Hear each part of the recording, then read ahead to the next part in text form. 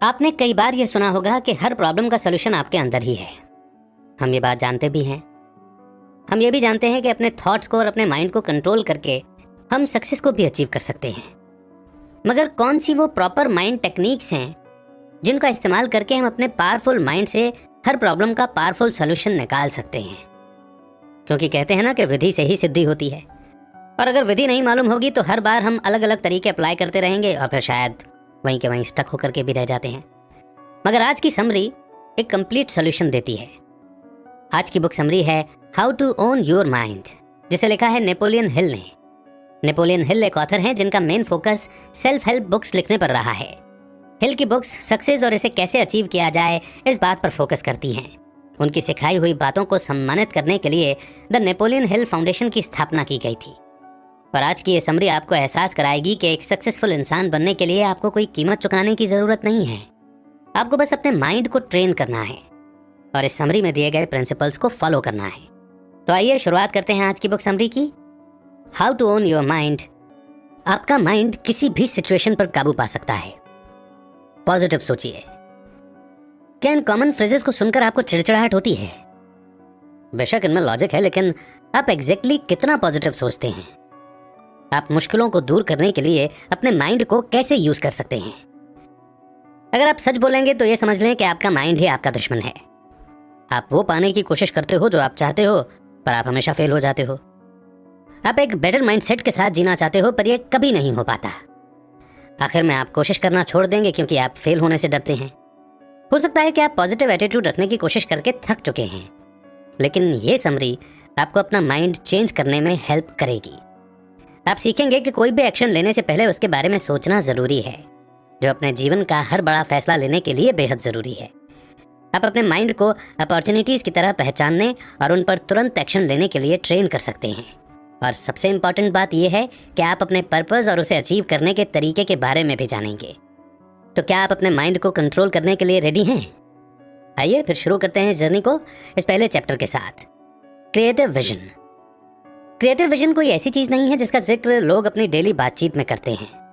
कोई शायद ये सोचे कि यह टर्म आर्ट और लिटरेचर के फील्ड में ज्यादा फिट होता है, मगर समाज सेवी और इंडस्ट्रियलिस्ट एंड्रयू कार्नेगी के लिए क्रिएटिव विजन एक ऐसी चीज है जिसमें सबको मास्टर बनना चाहिए। एंड्रयू के हिसाब से क्रिएटिव विजन का मतलब है अपॉर्चुनिटीज को पहचानने और उन पर एक्शन लेने की एबिलिटी। क्रिएटिव विजन का एक इंपॉर्टेंट एलिमेंट है इमेजिनेशन। एंड्रयू आगे बताते हैं कि इमेजिनेशन दो तरह की होती है, सिंथेटिक और क्रिएटिव। सिंथेटिक इमेजिनेशन का मतलब है आइडियाज और प्रिंसिपल्स को जोड़कर एक ओरिजिनल आइडिया बनाना। मगर आज के टाइम में कुछ भी पूरी तरह से ऑथेंटिक यानी सच्चा नहीं है। ऑलमोस्ट हर किसी के पास कोई ना कोई आइडिया है। इसीलिए सिंथेटिक इमेजिनेशन का मतलब है पुराने आइडियाज को रीअरेंज कर उनसे कुछ नया क्रिएट करना।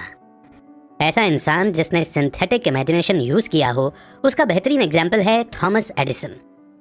उन्होंने इनकैंडेसेंट इलेक्ट्रिक लैंप यानी गर्म होने के कारण लाइट प्रोड्यूस करना, इसे बोलचाल की भाषा में बल्ब कहते हैं, इस डिस्कवरी के लिए दो पुराने प्रिंसिपल्स यूज किए थे। पहला था एनर्जी और दूसरा प्रिंसिपल था इलेक्ट्रिक लैंप। ये दोनों प्रिंसिपल एडिसन के टाइम पर पहले से ही यूज हो रहे थे। हालांकि इलेक्ट्रिक लैंप ज्यादा देर तक नहीं टिकते थे। इसमें लाइट जलती थी क्योंकि उसमें तार के टुकड़े थे जो इलेक्ट्रिक एनर्जी से जुड़े हुए थे। इससे एक व्हाइट ग्लो यानी कि सफेद चमक पैदा होती थी। इलेक्ट्रिसिटी इलेक्ट्रिक लैंप के मेटल को जल्दी जला देती थी। तो एडिसन को इसके बजाय चारकोल यूज करने का आइडिया आया। चारकोल इलेक्ट्रिक एनर्जी से कई घंटों तक जल सकता था। दो पुराने आइडिया से एडिसन को एक ओरिजिनल आइडिया आया जो कई सालों तक यूज होता रहा। एक और टाइप की इमेजिनेशन है क्रिएटिव इमेजिनेशन।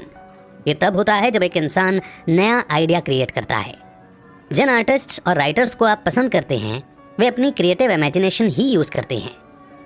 उन्हें ये नहीं पता होता कि ये आइडिया और विजन कहाँ से आते हैं, पर उन्हें आते हैं। अब वापस एडिसन पर चलते हैं। उन्हें लैंप में चारकोल यूज करने का ब्रिलियंट आइडिया आया कहाँ से?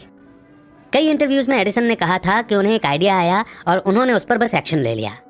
ठीक यही उन आर्टिस्ट के केस पर भी अप्लाई होता है जिन्हें आप इतना पसंद करते हैं। अक्सर उन्हें यह नहीं पता होता कि उन्हें कोई लिरिक्स, ट्यून या प्लॉट कहाँ से सूझा। क्रिएटिव इमेजिनेशन की यही तो खासियत है। क्रिएटिव विजन को आपकी इमेजिनेशन की जरूरत पड़ती है। दूसरे शब्दों में कहें तो जो आपको चाहिए उसके लिए आपको अपना सिंथेटिक और क्रिएटिव इमेजिनेशन डेवलप करना स्टार्ट करना चाहिए। अपनी इमेजिनेशन डेवलप करते वक्त आपको कुछ चीजें याद रखनी होंगी।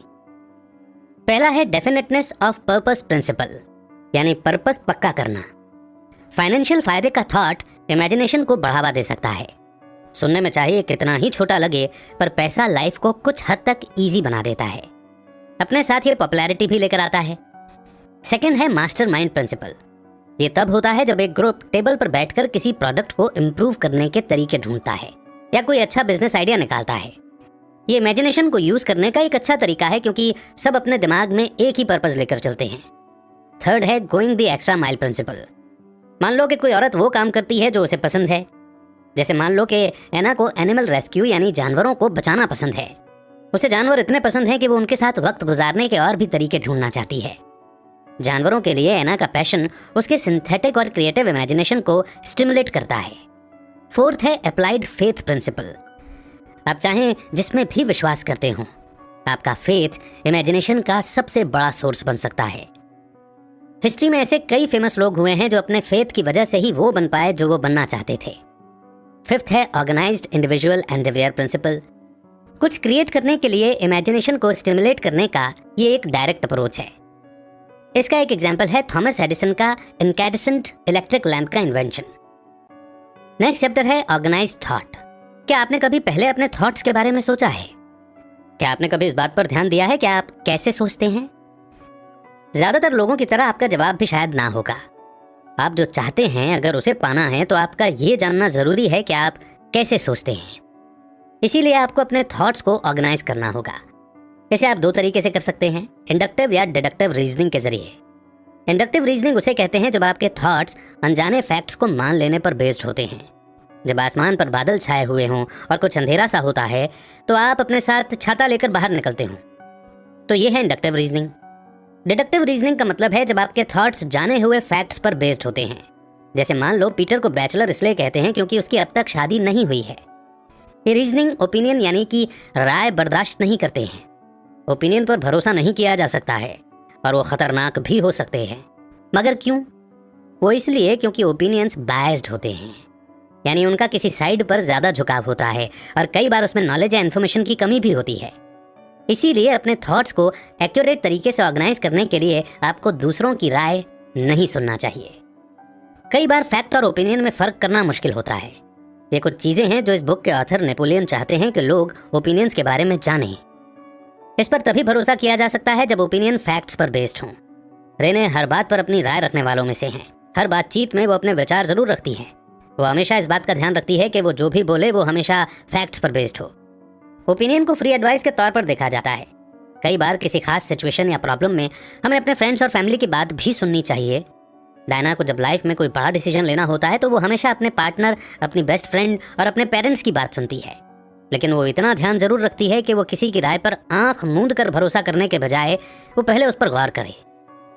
हमें समय समय पर अपनी इंफॉर्मेशन के सोर्स को डबल चेक करते रहना चाहिए।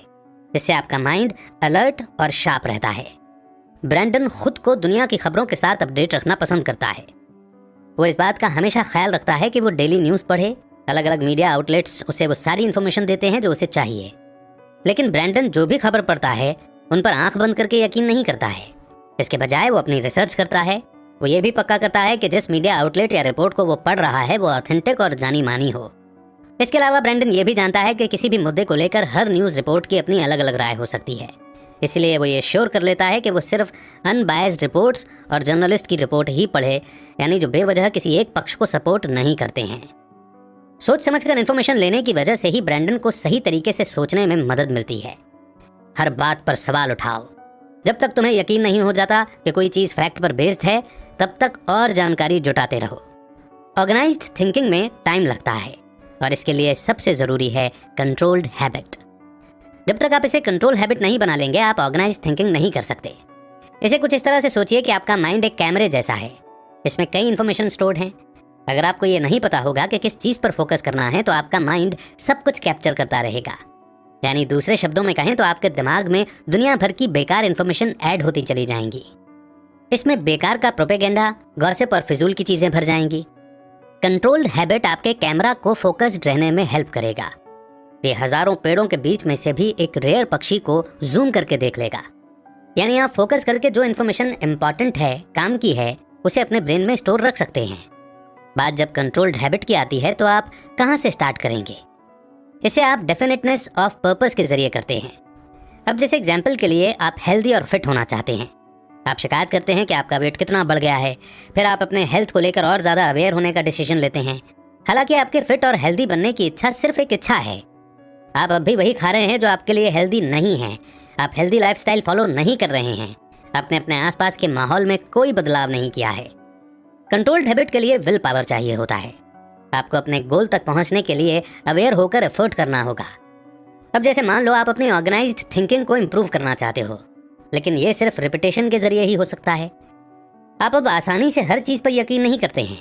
जिन चीजों के बारे में आप जानना चाहते हैं उनके बारे में और जानने के लिए आप रिसर्च करते हैं। ऊपर का एग्जाम्पल फिजिकल रिपीटेशन का एग्जाम्पल ज्यादा है। हालांकि ये इफेक्टिव है, लेकिन आपको मेंटल रिपीटेशन भी करना चाहिए। इसका एक अच्छा एग्जाम्पल होगा एफर्मेशंस। एमएल कुए, जो कि एक साइकोलॉजिस्ट और फार्मासिस्ट थे, थॉट हैबिट या एफर्मेशंस की पावर में पूरा यकीन रखते थे। उनका एक मंत्र है जिसे उनके followers the health and success formula कहते हैं। ये मंत्र था, दिन ब दिन हर तरह से मैं पहले से बेहतर और ज्यादा बेहतर होता जा रहा हूँ।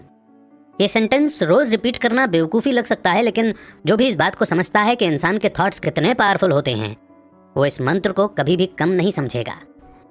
पेनेलोप ने आखिर अपनी बेकरी खोलने की हिम्मत की। बेकिंग हमेशा से ही उसका पैशन रहा था।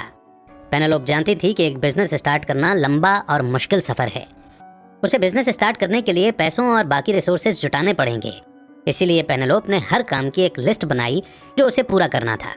उसने ये भी ध्यान रखा कि वो एक दिन में एक ही टास्क करेगी। पेनेलोप ने यहाँ डेफिनेटनेस ऑफ पर्पस दिखाया। उसने अपना टाइम और एफर्ट अपने ड्रीम को अचीव करने पर लगा दिया। अब क्योंकि वो हमेशा अपनी लिस्ट पर काम करती रहेगी, तो साथ ही उसने यहाँ फिजिकल रिपीटेशन भी दिखाया। लेकिन इसके अलावा पेनेलोप अपने डेली एफर्मेशंस की भी प्रैक्टिस करती रही। वो खुद को बोलती रही कि वो एक काबिल इंसान है जो जल्द ही खुद की बेकरी खोलेगी। उसने खुद को ये भी याद दिलाया कि कुछ अच्छा होने में वक्त लगता है, इसीलिए उसे सब्र रखना चाहिए। पेनेलोप के एफर्मेशंस उसे इस पूरी जर्नी में उत्साह देते रहे। जब भी वो निराश या फ्रस्ट्रेटेड फील करती, उसकी एफर्मेशंस की आदत उसे एनर्जी देती। साथ ही लॉ ऑफ अट्रैक्शन को भी कम मत समझें। जो भी एनर्जी आप इस दुनिया को देंगे, दुनिया उसे आपको वापस लौटाएगी। अगर आप हमेशा ब्राइट साइड देखने की आदत डालेंगे तो आपके साथ पॉजिटिव चीजें होने लगेंगी। और सेम यही चीज नेगेटिव के साथ भी कही जा सकती है। नेक्स्ट चैप्टर है controlled attention. Controlled attention controlled habit जितना ही जरूरी है। नेपोलियन इस बात पर जोर देते हैं कि कंट्रोल्ड अटेंशन उन प्रिंसिपल्स में से एक है जो हमें सक्सेसफुल बनने के लिए चाहिए। कंट्रोल्ड अटेंशन में बहुत पावर है। नेपोलियन इसे मेंटल डायनामाइट भी कहते हैं। कंट्रोल्ड अटेंशन के जरिए आप खुद के बारे में अपने सारे डाउट्स दूर कर सकते हैं। लेकिन हम कंट्रोल्ड अटेंशन कैसे अचीव करें? इसके लिए आपको 5 फैक्टर्स चाहिए: definiteness of purpose, self discipline, controlled attention, auto suggestion और पावर ऑफ विल। चलिए एक आदमी का एग्जाम्पल लेते हैं जिसे ऊपर दिए फैक्टर्स डिफाइन करने के लिए पैसों की जरूरत है।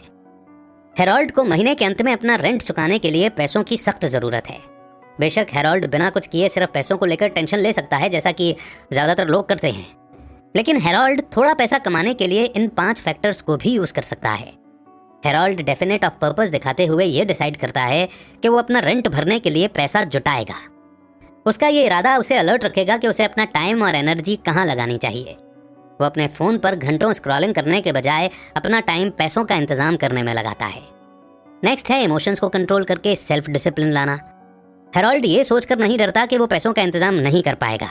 वो अपने डाउट और नाउमीदगी को खुद पर हावी नहीं होने देता। कम समय में पैसा कमाना मुश्किल है, लेकिन हेरोल्ड जानता है कि अगर उसका डर जीत गया तो उसके लिए अच्छा नहीं होगा। उसका डर उसे हार मानने पर मजबूर कर देगा। बाकी के जो फैक्टर्स बताए गए हैं वो नेक्स्ट फैक्टर बनाते हैं, जो है कंट्रोल्ड अटेंशन। हेरोल्ड अपना ज्यादातर टाइम और कंसंट्रेशन पैसे कमाने में लगाता है, और कंट्रोल्ड अटेंशन का मतलब भी यही है। नेक्स्ट है ऑटो सजेशन। ऑटो सजेशन उसे कहते हैं जब हेरोल्ड ब्रेनस्टॉर्मिंग यानी अपने दिमाग के घोड़े दौड़ाना शुरू करता है। वो ऐसे तरीके खोजने लगता है जिससे वो पैसे कमा सके। अब क्योंकि वो चीजें रिपेयर करने में अच्छा था, तो हेरोल्ड अपने आस पड़ोस में पता कर सकता था कि कहीं किसी को कोई चीज रिपेयर करवानी थी या नहीं, या शायद उनके बच्चों को वो ट्यूशन दे सकता था। हेरोल्ड मैथ्स में काफी अच्छा था। ऑटो सजेशन माइंड का एक तरीका है आपको बताने का कि आप इसे किसी सिचुएशन में 1000 तरीके से कर सकते हैं। फाइनल फैक्टर है विल पावर, यानी कि इच्छा शक्ति। आपको चाहे लगे कि सिचुएशन कितनी भी खराब हो, तो भी उस प्रॉब्लम से निकलने का कोई ना कोई तरीका जरूर होगा। आपका पक्का इरादा और डट कर लगे रहने के लिए आपका विल पावर जिम्मेदार होता है। पहले 5 पड़ोसी जिनसे हेरोल्ड ने बात की, शायद उसकी सर्विस लेने से मना कर दें, पर हो सकता है कि कोई और पड़ोसी उसे हाँ बोल दे। और यही सोचकर हेरोल्ड ने कोशिश नहीं छोड़ी। ये 5 प्रिंसिपल हेरोल्ड को पैसा कमाने में हेल्प करेंगे, और यही वो प्रिंसिपल्स हैं जो इतिहास में सक्सेसफुल लोगों ने भी फॉलो किए थे। अब जैसे आप यहाँ थॉमस एडिसन का ही एग्जाम्पल ले लीजिए। थॉमस एडिसन अपने अचीवमेंट का क्रेडिट उन प्रिंसिपल्स को देते हैं जो वो शिद्दत से फॉलो करते थे। जब उनसे पूछा गया कि उस चीज का नाम बताएं जो इन्वेंशन के फील्ड में सबसे ज्यादा जरूरी है, तो एडिसन ने उसकी एक लिस्ट बनाई। उन्होंने उस चीज को डिफाइन करने पर जोर दिया जो इंसान अचीव करना चाहता है, यानी इंसान को अपने पर्पस के बारे में पक्के तरीके से मालूम होना चाहिए। इसके बाद एडिसन ने बखूबी समझाया कि कंट्रोल्ड अटेंशन और ऑटो सजेशन का मतलब क्या है। एडिसन ने कहा कि किसी इंसान को उस पर्पस पर फिक्स रहना चाहिए जो वो अचीव करना चाहता है। उसे उस धुन के साथ उस काम में लगे रहना चाहिए कि उसे पता ही ना हो कि इम्पॉसिबल शब्द होता क्या है। उस इंसान में कंट्रोल्ड अटेंशन है क्योंकि वो उस चीज पर फोकस्ड रहता है जो उसे चाहिए। वो अपने क्राफ्ट में मास्टर बनने के लिए टाइम और एफर्ट लगाता है और सेम विजन वाले लोगों से मदद लेता है।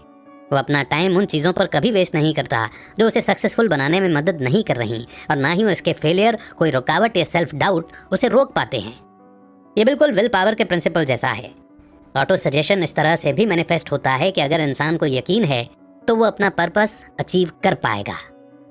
एडिसन ज़्यादातर लोगों में कॉमन प्रॉब्लम भी बताते हैं, और वो प्रॉब्लम ये है कि ज़्यादातर लोग शुरुआत करने से पहले ही हार मान लेते हैं। आप खुद पर लिमिटेशन लगा देते हैं जो आपको कोशिश करने से भी रोक देती है।